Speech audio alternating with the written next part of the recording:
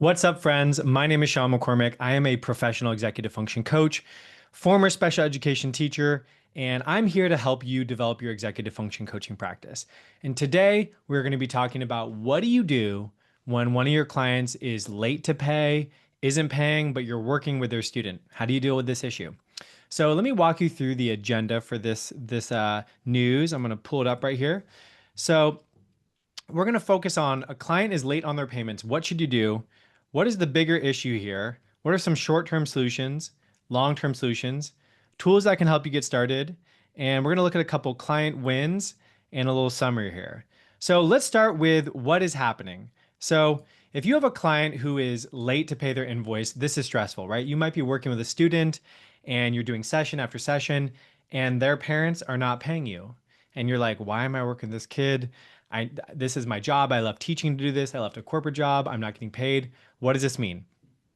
Now, not only is this hard on your bank account, you need money to pay for life and services and your bills and all that, but you might also be feeling unappreciated, undervalued, and you're like, why did I leave a stable job for this? So here's the bigger issue that happens in this situation. I'll go back and share my screen again so you can check out these key points. So what's happening when you're doing this is you're spending a lot of time on admin stuff, not coaching. And I talk about coaching, that's your queen bee role. That's the thing that you do better than anybody else, right? And if you're trying to chase down payments, you're not focused on coaching. Now, because of this, you're probably also thinking about maybe I should just go back and work for someone else. And you also might be losing hope in the idea of starting on your own business. You might be thinking, okay, maybe I'm just not cut out for this. Maybe I'm not an entrepreneur. And all those thoughts are normal. I've seen a lot of people go through that, but you got to get through it. Seth Godin calls this the dip. It's where most people quit. But if you're willing to get through the dip, you can get back to a place of success. And so I'm going to walk you through what you can do. So first, we're going to go through some of the short-term solutions that can address your situation. So let me share those. So a couple things you can do. You can send a follow-up email with clear consequences. And so in the community, I'll share some things. Like if you what we have in our school community. So this is our community for executive function coaches. Let me jump out here and show you. So we have this community of executive function coaches, and I'm gonna duplicate this here so you can check it out. So this is where we problem solve around these specific things. And for example, one of the things I'm gonna show you is the terms of service. So a lot of people are wondering about that. So what we do is in the community, we share like an example terms of service that you can use. And one of the things you should put on there is like what happens if someone doesn't pay your invoice on time. So I would encourage you to like come up with a policy. Now that's like the first step is just have a clear policy. Like if you don't pay, if I send you the invoice and it's you don't pay within 3 days, there is a $15 charge added to it or something like that, right? That's just the first step. I would also recommend that you have a consequence for your coaching, right? So for example, if someone doesn't pay your invoice by 15 days after you send it, then you stop your coaching sessions or something like that. I don't know if 15 days might be too long. I have not dealt with this in a while, and I'll explain why because of how I set up my systems. So those are the short-term solutions. Have clear consequences in terms of financial repercussions like a fee, and then also be ready to stop coaching the student if they're not paying you.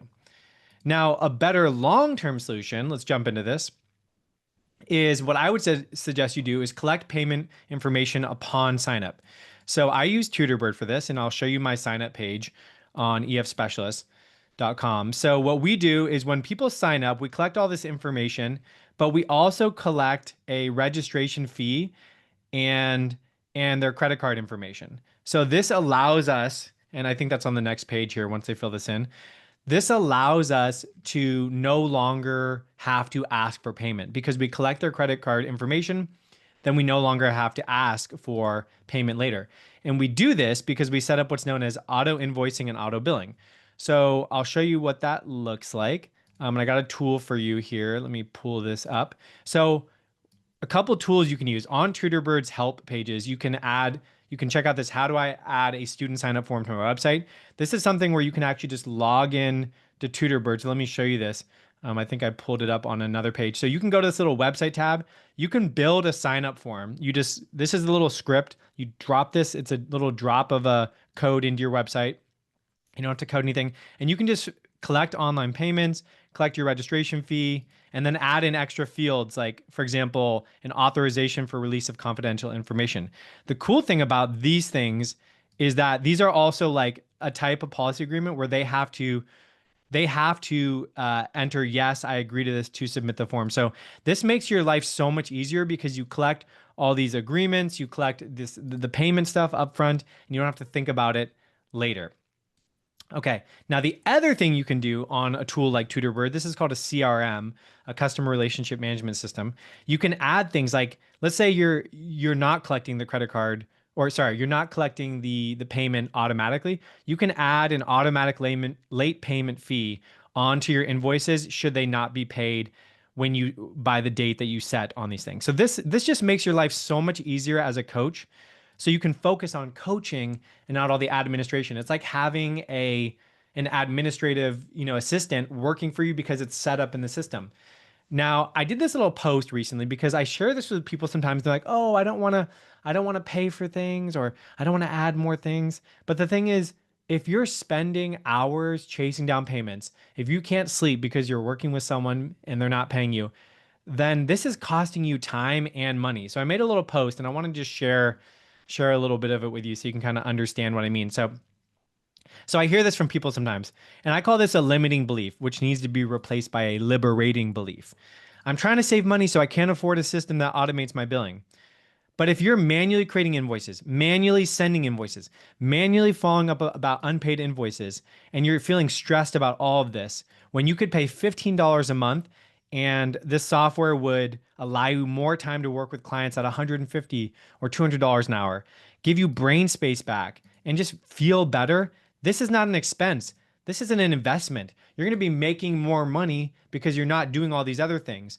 But some people, they only see it as an expense, not as a investment. So it's really important to like know the difference between an expense and an investment. And if you can discern that, then you can free up so much time and energy to do the things you're best at. And shout out to EFCA graduate Shirley for giving me a like on this. I appreciate that. So I just want you to start to think about that liberating belief versus the limiting belief in terms of setting up your systems. And one of the quotes from one of my mentors, Greg, he says, "The results are perfect for the system that created it." The results are perfect for the systems that create it. So if you're chasing down payments, it's because that's the system you set up.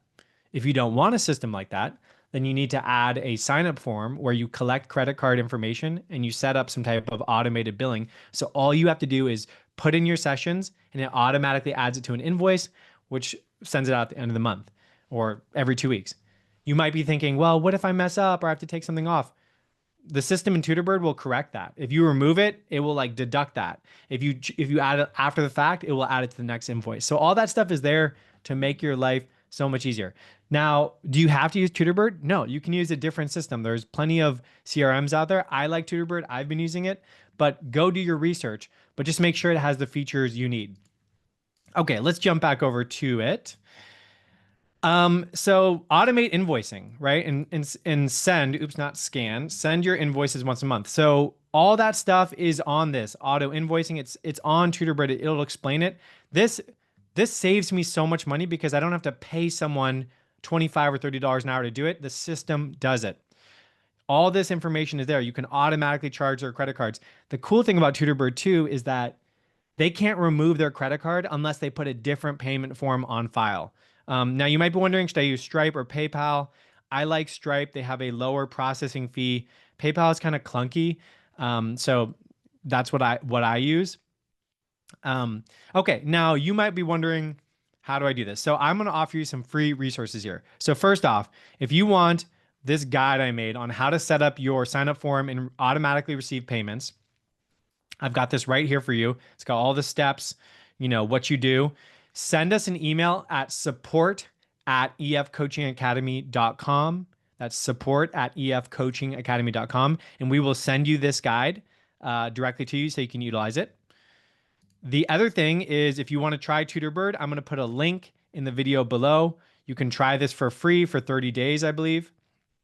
Now, if you want kind of all this stuff built into one place for you, I suggest you check out my coaching niche toolkit. This is $11 and it is a guide to getting started running your coaching business. So we've got, a welcome video, how to determine your niche as an EF coach, how to run a coaching session, how to set your rates, how to set up a contract or terms of service, finding clients. All that stuff is in there for 11 bucks. It's like that to me is worth hundreds or thousands of dollars. I'm just putting it there to get you started. And the goal of this course was you could do it in 10 minutes or less. If you're like, hey, I'm a coach, I want to get going, I have a 90-day get your first paid client coaching plan here in the community. So this is like a step you can take every day in around 10 to 15 minutes that will help you get going as a coach. So that's there for you. If you want to check that out, there's a link in the description below where it'll walk you through. I have a monthly plan as well as a yearly plan and a free 7-day trial if you want to try that. And then lastly, if you're someone like, I want to jump into this, I have a certification course that will teach you how to become an executive function coach. It is my framework for becoming an executive function coach. You can check that out on the link below. Okay, so before we wrap up, I want to share a win from someone in the community who's putting this stuff into action. Recently, we've had someone in the community who's just crushing it. So I'm going to give a shout out to Kimberly. So Kimberly, Mark's here. She has been doing the 90-day paid client plan. She emailed 10 professionals in the past 2 days, and I guarantee she is going to start having clients by going through this process. She has been a super active member in the community. Shout out to you, Kimberly. She is on our leaderboard for 30 days. She's just been doing a great job. And that stuff pays off. So that is what you can do if you are looking to start your coaching business. So just to quickly go over the key ideas here. Number one, if clients aren't paying you, revise your terms, send an email with clear consequences, and stick to your consequences, right? Consequence only matters if you stick to it. If you let it go, it won't matter.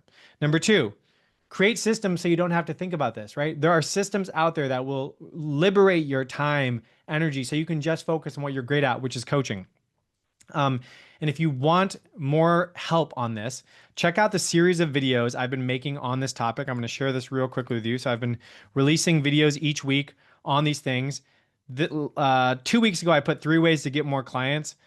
So go to my YouTube. If you don't want to pay for anything, that's totally fine. Go to my YouTube channel, go to videos, actually go to playlists, and then check out this playlist of Executive Function Coaching Academy news. And you can check out some of these things like how to get started, how to get more clients, how to make coaching a real job, all that good stuff. All right, everybody. I hope this is helpful. I hope that you got what you needed. Drop in the comments what was most useful for you in this video and what questions do you have. All right, help me out. Drop it in there. I will answer them. I build the news around what you need. So thanks for listening, and I'll talk to you soon.